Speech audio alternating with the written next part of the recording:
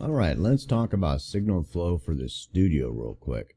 I'm going to try to make this real simple and a quick video so that you can investigate this on your own as far as you need to.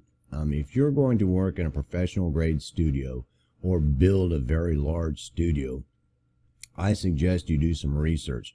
And my suggestion would be is to pick 3 or 4 large studios that you think you might be working in those type of environments, or you're going to be buying the same type of equipment and close to the same setup, and really ask them what their signal flow is, what they're using in there, and how they're routing it, and why.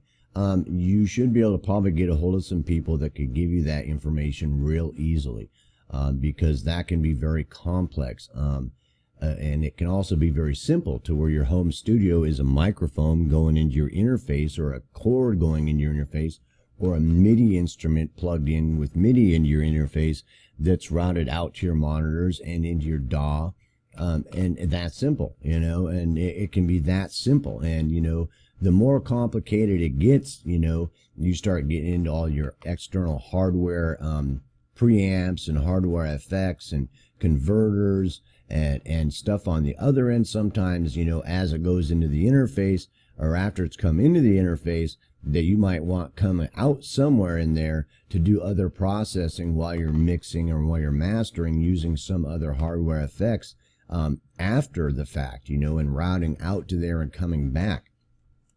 And that can be very complex. Sometimes you might not just be using your interface, and you might be going to an actual hardware mixer, an analog mixing console. If you've decided to do that basically you're routing into that, and then you might be routing out of that with patch bays going to other hardware effects with sends that are going out, sends and returns coming back. It really depends on how complex of a system you're working on. So addressing that, my best suggestion is to address it in the environment that you think you're going to be using it in.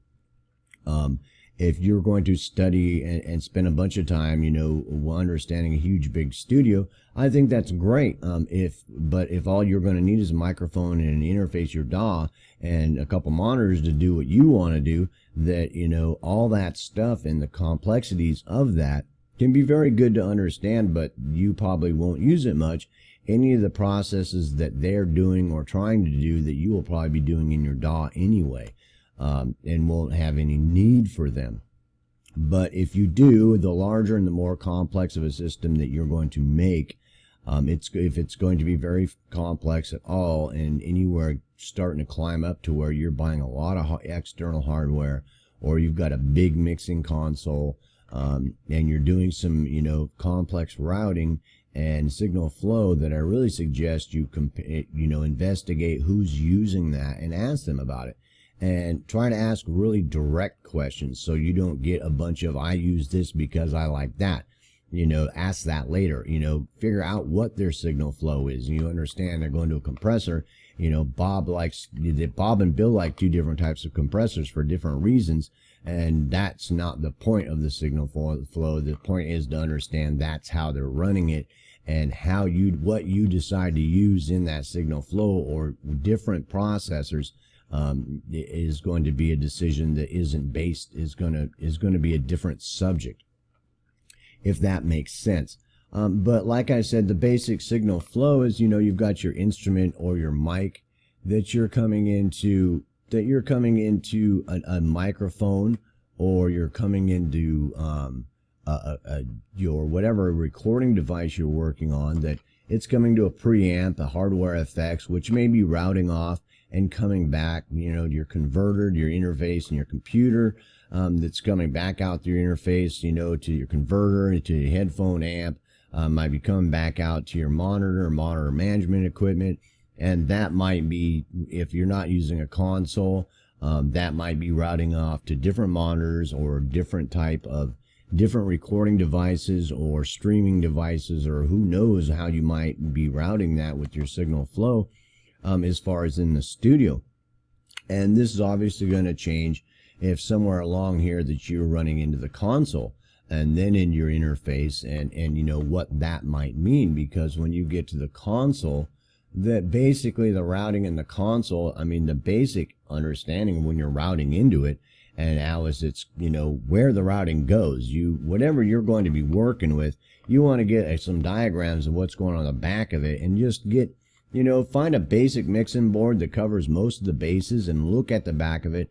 And, you know, you'll be surprised in a very short period of time that you have a pretty good understanding what happens on a console, of why those sends and auxes and all that kind of stuff, where they're going and what their uses are. And, you know, just understanding what they're for will basically kind of direct you to possible uses for them, and possible ways to run your signal flow. And that's not, it can sound complicated, but it really isn't that complicated.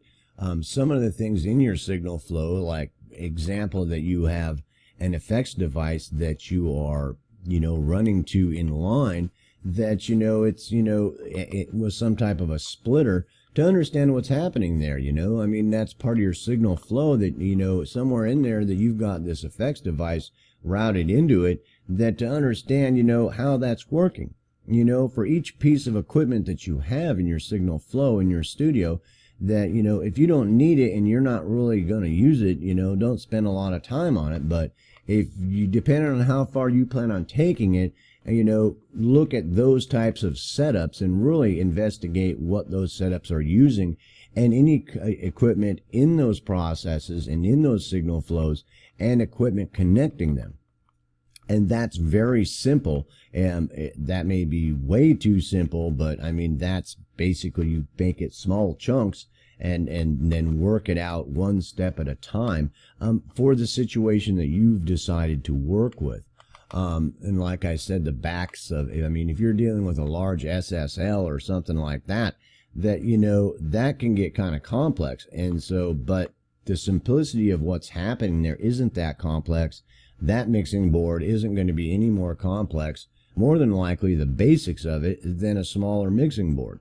You know, there could be lots of different things happening there depending on what you're using, but the basic concepts most of the time are the same, just on a larger scale, depending on what your production needs. So I hope that was pretty simple, because, you know, I'm trying to make this very simple so that it doesn't, you know, get too complex. If you make it as complex as you think you're going to need and what you're getting into, and really look at the system that you're getting into, because you really need to look at, you know, what you're going to need. If you look at a big studio and you say, I'm going to need all that to do what I'm going to do, then you're more likely going to have some issues about never being able to afford all that shit to begin with. You know what I'm saying? And it's like, or, you know, buying, you know, so getting in a situation when you can't do what you want to do because you don't have all that equipment that you probably can do without all that equipment.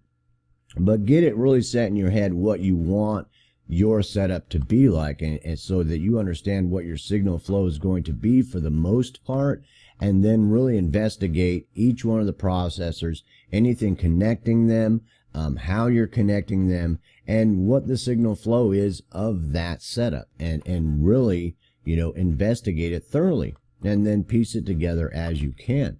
The other part of that, you know, as far as the signal flow, is in your studio.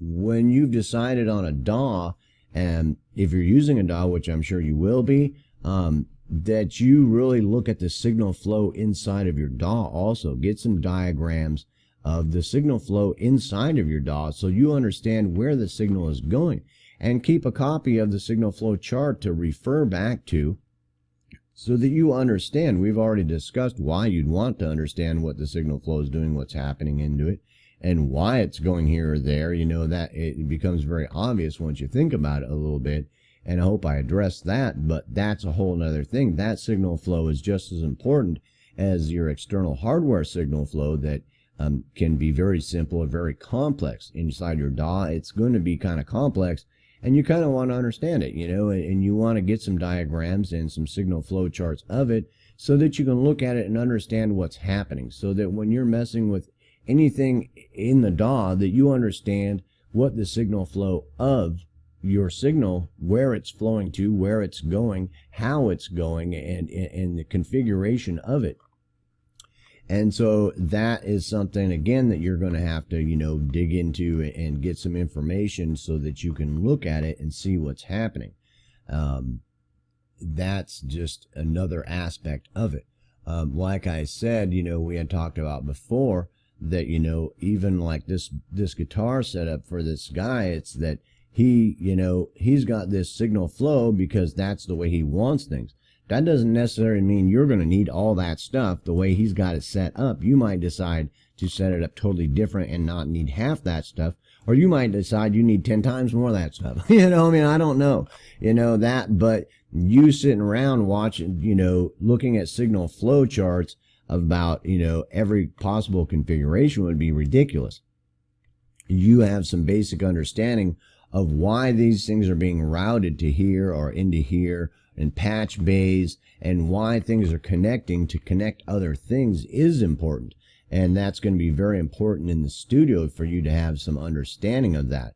And so you have to address, first and foremost, what your signal flow is most likely going to be in the studio, so that you can address what you really need to address. And then as you go along, that it more than likely that if you got any money in your pocket is going to get a little bit more complex, just because you can, get a more complex signal flow. Not that it's always better, but sometimes that will happen, and be very careful of that, complexing your system when it doesn't need to be. And so I hope I made that real simple, so that when you're getting into your studio, that, if you're going professional into a huge studio, then you really need to look at that setup. And if you really analyze that and ask those direct questions, that you'll get some direct answers and be able to look at those things one piece at a time and what that means, so that when somebody says it's going to the mic preamp, what exactly is that doing? And what are the plugs on the, the ins and outs of it on the back doing? What can it do? And investigate it one piece at a time if that's what you're going to need. If that's what you're going to be using, and to understand, that signal flow and the aspect of that signal flow. But the biggest thing, like I said, is just to understand what you're probably going to be getting into, and how complex it's going to get for the needs that you have to do what you want to do. And if you can establish that first and foremost, you will save yourself a lot of headache of trying to understand a whole lot of signal flow issues that you are not ever going to ever need to really mess with. If you're studying SSL in a full-fledged studio that costs, in Dollywood, that, you're not going to get having to deal with that stuff anyway, for the most part, because you're not going to be using any of that stuff. And to sit around trying to, work out exactly what's happening in that may not be something you need to do. But if it is, take it one step at a time. Start from the first thing, go to the next, go to the next, go to the next, and really analyze what's happening there. And those pieces of equipment and anything connecting them, and why you would use different ones to connect them, and why you would use different hardware. And that subject can get hugely complex, but as long as you keep it simple in your mind, like I tried to state, that'll keep you from getting overwhelmed by the signal flow itself as far as what's happening with it, because that you don't want to get there. And so I hope I made that real simple, and I hope I laid that out to where that you can go ask some direct questions about why you'd want to have your signal flow going to here, and then why you would want it to be going there. Why do you want to do that? And to understand why you would need to do that, and then understand how to do it if you've decided you want to do that. And that will save you a whole lot of time and a whole lot of headache. And we've already discussed the other aspects of that signal flow, but that's just that signal flow in the studio like that is very much up to you how complex it's going to be. And don't let anybody tell you that it has to be that complex, because it doesn't. It does if you want it to be and you got the money to do it. So I hope that answered it in a very simple way, so that signal flow in your studio can be very simple or as complex as you want it to be, and that you can go ask the questions you need very specifically. Peace, hope, love. Have a nice day.